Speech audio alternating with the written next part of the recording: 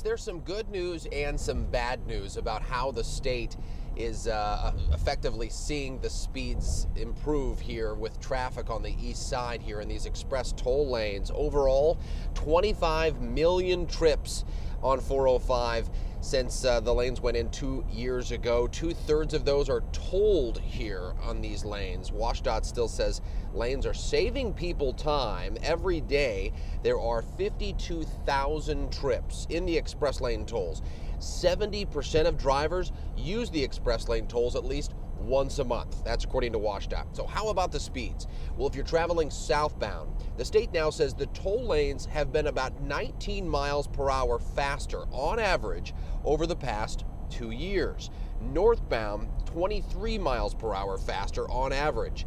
And what about that money collected from you? Over the past 2 years, the toll lanes generated $38.6 million for the state. It was way higher than expected early on.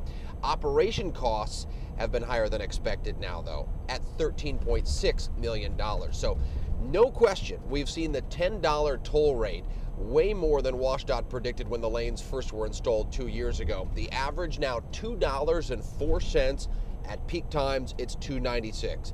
But there's a big problem right now. The state has not entirely met its obligation of keeping speeds above 45 miles per hour 90% of the time. Federal funding requires it, and the state legislature gave the state 2 years to make sure that these toll lanes were effective.